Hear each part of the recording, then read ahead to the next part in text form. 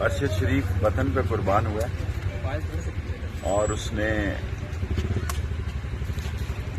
اس وطن کے لیے کفن پہنا ہے. میں ان کی والدہ سے ملا اور ان کی والدہ بہت غمزدہ ہیں, ان کی بیٹی بھی, ان کا بیٹا بھی, اور سبھی لوگ شایان شان طریقے سے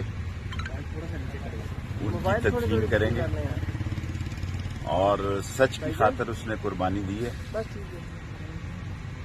اور یہ بات پہلے ہی آ رہی تھی کہ ان کے سر کی قیمت لگی ہوئی ہے. اس ملک میں بہت سارے لوگوں کے سر کی قیمت لگ چکی ہے,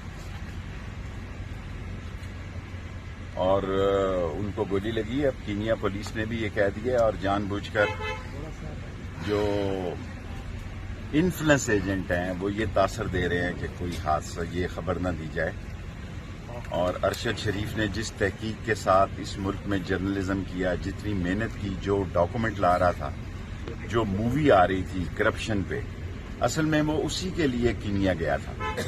وہ اسی کینین پرسن کے ساتھ آخری سگنیچر کرنے جا رہا تھا تاکہ وہ اس مووی کو روک رہے تھے. وہ کرپٹ لوگ جو ہر چیز خرید سکتے ہیں, وہ کرپٹ مافیا جو اپنے کیسز ختم کر سکتے ہیں, جو منی لانڈرنگ سے نکل سکتے ہیں, جو قانون کو خرید سکتے ہیں, جو پولیس کو خرید سکتے ہیں. آج میں آیا ہوں یہاں پہ تو میرے پیچھے ساری انٹیلیجنس کی گاڑیاں ہیں.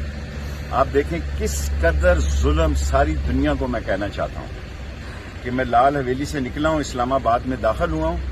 میں ایک شہید کے افسوس کے لیے آ رہا ہوں اور میرے ارد گرد انہوں نے گاڑیاں لگائی ہوئی ہیں. مرنا اور مارنا اور یہ باتیں بھول جائیں.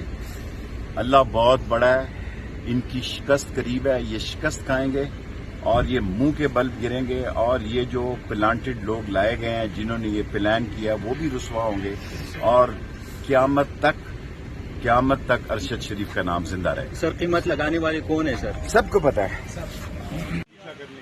میرے پیچھے کسی نے بغیر وردی کے سفید کپڑوں میں آیا تو اپنا خود ذمہ دار ہوگا.